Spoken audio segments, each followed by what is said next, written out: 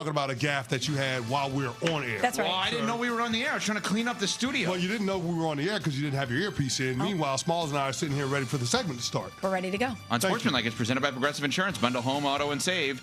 Visit progressive.com. He always does that, right? When somebody points out the flaws, he wants to point out something else in them. This was not a flaw by me. I even think Nuno would defend me on this, believe it or not. This guy. Always. He never wants to take the L. Always wants to throw somebody else under the bus. Jar. No excuses. He's laughing. He doesn't. He's itching his nose. He's itching his nose to cover his mouth. It's a cheese ball way to try to deflect away from what we're saying. Once again. Exactly. I'm a cheese ball. Okay. First down. First down.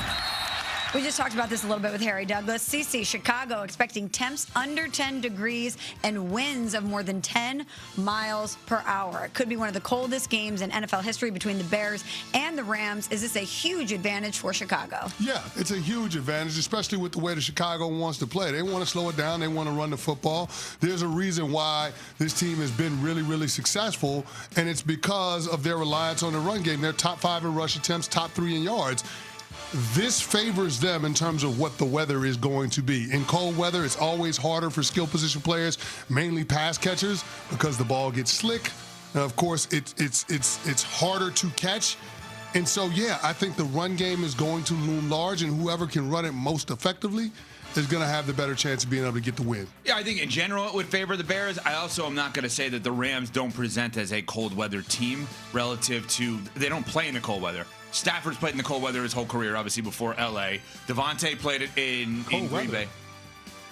In the NFC North, he didn't play in the cold weather? He had every home game was in a dome. I understand. He only had 2 games that were outside in the division. But he played at Green Bay, at Chicago. Once a year. Okay, I'm just saying he's played. It's Matthew Stafford. I'm not worried about Matthew Stafford in the cold. And Devontae played home games, obviously, at Green Bay. Mm-hmm. I don't think they present as a as a warm weather team that aren't tough. I think the Rams are tough. I think their defense is tough. I think they play in warm weather. It should favor the Bears, absolutely. I also don't worry about the Rams in that big moment. I worry more about the Stafford injuries being able to throw the football. Everyone wants to defer to last year in Philly. I looked it up. It was 35 degrees. It was snowy, but it was 35 degrees. That's very different. A lot different than 2 degrees. Very different than 2 degrees with those winds coming off the lake. Yeah. Good luck with that. Good luck. That's the other thing that we got to talk about with the passing game, with the wind gusts being upwards of 30, 40 miles an hour. That is going to be problematic for the passing game, too. So, again, it's about which team can control the line of scrimmage through the running game. And I think it's advantage Chicago when it comes to that particular part of the matchup. Next one. Second down. Seattle won the division and the number 1 seed in a 13-3 win over the 49ers back on January 3rd. That was the lowest scoring output for the Niners since they lost 23-3 to Carolina. That was actually Kyle Shanahan's debut back in 2017. Can Kyle Shanahan in San Francisco make enough adjustments to avoid the same fate, Evan? Yeah, because I believe they have the better coach, the better quarterback. And I understand how great Mike McDonald has been. Unbelievable start to the career. Same like on that D'Amico Ryans kind of path of awesome starts. And Darnold's been great this year. Banged up with the oblique. But I am going to believe in Brock Purdy. And I think there is something to be said about if they pull this off somehow, some way, and Brock Purdy would find his way back into another NFC Championship game. What would that be, 3 in 5 years in a career? If I'm getting my math right on this, that's insane. Especially with all the injuries they sustained this year? Yes. So I am relying on that guy, number 13 in San Francisco, because he comes up big in the biggest of moments. And when you see some of their losses, their big losses over the last few years, no one has pointed at him. He's showed up big in those big spots. I'm all in on Purdy. I think they absolutely can make these adjustments. Yeah, I just wonder if attrition catches up with the 49ers. George Kittle being out is a huge blow. Fred Warner's not going to come back and play, even though he was back to practice this week. Jair Brown is going to be ruled out. Remember, D. Winters got hurt in the wild card game against the Philadelphia Eagles. Ricky Pearsall is banged up with the knee. They've just got so many injuries, and I don't know how that's going to bode for them going up against a really physical Seattle Seahawks outfit, especially on the defensive side of the ball. Give me the Seattle Seahawks. Next one. Third down. The Patriots averaged an AFC best 28.8 points per game this season. The Texans have the NFL's top-ranked defense. CC, which unit will get the best of the other in this matchup? Oh, the Texans' defense is the best unit remaining in the postseason. There's a reason why this team has won 10 straight, and it's their defense. They scored not once but twice against the Pittsburgh Steelers in the fourth quarter at Acrisure Stadium on Monday night. I just think that this Texans defense is going to be able to dominate the offensive line and overwhelm Drake May when it comes to overall pressure. Will Campbell, the rookie first-round offensive lineman for the New England Patriots, buckle your chin strap. It's going to be one of those long days. Give me the Houston Texans in this particular matchup. Yeah, which unit will get the best of the other, the Pats offense or Texans defense? Texans defense is comparatively better than the Patriots offense. No doubt about that. But I have been saying all week, the reason that I have believed in the Patriots this year is because they have the best offensive coordinator of my lifetime in Josh McDaniels. Not the best head coach, not that, right? Obviously. He is at the offensive coordinator position, the best of my lifetime. He has faced defenses like the Texans for the last 20 years. If anyone will know how to at least slow that Texans defense down, it is him. And I think that you have to play extra offensive linemen, obviously. And I'm going to give you a name that will not play this weekend because of injury that I think would have given the Patriots an opportunity to change things a little bit, and that is wide receiver Mac Hollins. I think they are going to very much miss him, and I bet you on that broadcast on Sunday afternoon here on ESPN that at some point Joe Buck and Troy Aikman will mention Mac Hollins' name because they will say this is where they would have used him. He's the chess piece that they do not have, and I think he's an extra blocker as a wide receiver. And CeCe's been telling us all year how great that defense is. You probably need 10 of 12 players to block, which means you're only left with a quarterback and a running back or a quarterback and a receiver. Everyone else probably has to. No, seriously. Everyone else probably has to block against that Texans defense, and to have a wide receiver that can do so that's missing, I think is a huge factor. Drake May's got to run the football. Yeah, to me, it's a race to 20 points. I mean, the New England Patriots are 1-2 when scoring 20 or fewer points. The Houston Texans are 12-0. What did I say, 12? When they score 20 or more points.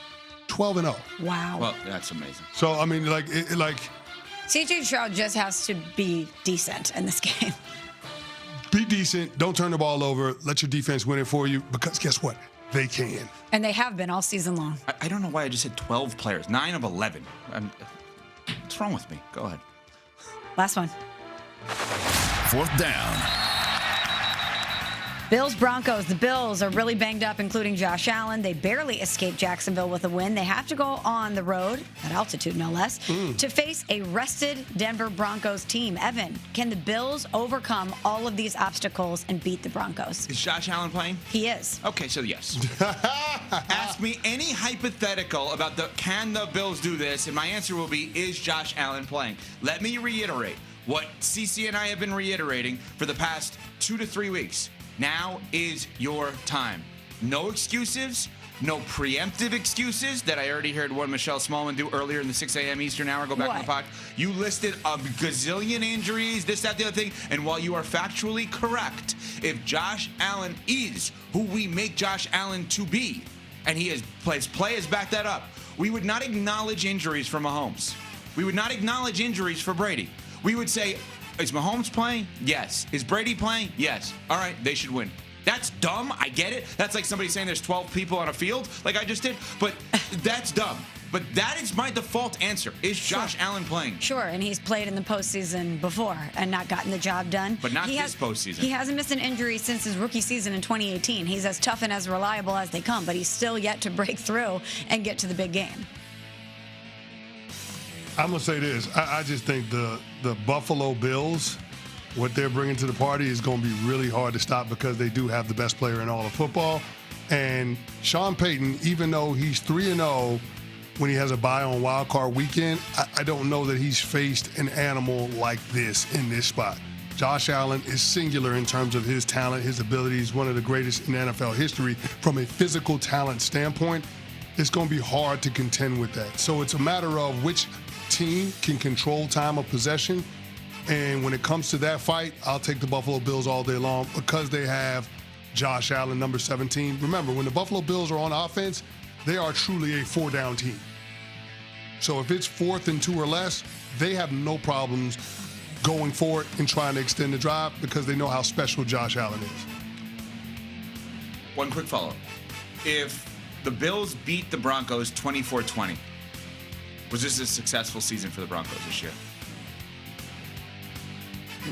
Not when you're the number one seed. Not when you're the number one seed and you're hosting. I can't say that. No. I can't say that. So even though they feel ahead of schedule, they're there. And even though they're ahead of schedule and they would have lost at home to a team coming into this season that was the odds-on favorite to win the Super Bowl, it still feels like a disappointment.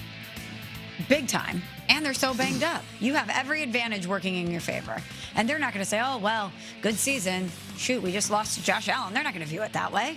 All of those things being considered, you're still only a 1.5 favorite at home. And home field advantage is worth 3 based on how Vegas does their formulas. Mm-hmm. So, I mean, just on a neutral field, they're telling you that the Buffalo Bills would be considered the favorite. It all has to do with Josh Allen. Nuno, our producer, points out a good point here. Well, you almost better do it now because Mahomes is also reportedly ahead of schedule, which means if he's going to be healthy and they're going to retool, then I think you have some competition in that division next year. Just saying. I don't care what the Chiefs' record was this year. Next year, off of not making the playoffs, you think they'll be motivated just a little bit? So, yeah, Denver better win, but it's going to be really hard to do so. I mean, all of those that are making excuses for Josh Allen, you're telling on yourselves. You're telling us you don't think he's at that level of Mahomes or any of the elite quarterbacks. Can I ask y'all a question? And I'm not trying to be hyperbolic, but how important is this game for Sean McDermott's job security? Based on the conversation that we had with Adam Schefter, Tuesday, 8 a.m. Eastern, go back on the podcast and listen. It was 17 minutes of unbelievable stuff from Schefter. Anything is possible because the amount of times in a roundabout way, CC, that he alluded to there could be more, and we prefaced it by saying leave Pittsburgh and Green Bay to the side. We did say that, yep. So, sure. The answer is sure. Yeah, it could mean something for Sean McDermott. If they lose this game and you know some of the talent that's out there in the coaching pool and you think we've tried this every which way and it's still yielding the same disappointing result and we have the best player on earth, we got to get this done. I can imagine that they might feel a sense of urgency. And people would be walking to Buffalo to coach that guy. Just take a listen to this. This is according to DraftKings. Of the top 7 teams that were favored to win the Super Bowl this year, only the Buffalo Bills are left in the playoffs. The Ravens are out, the Eagles are out, the Chiefs are out, the Packers are out, the Lions are out, the Commanders are out. Wow. That's the top 7 when it comes to shortest odds to win the Super Bowl coming into the season. There is a golden opportunity for the Buffalo Bills here in this spot. Man. Wait, the Packers lost? I didn't catch that. You didn't tell us about that, Smalls. Peter Schrager will join us next.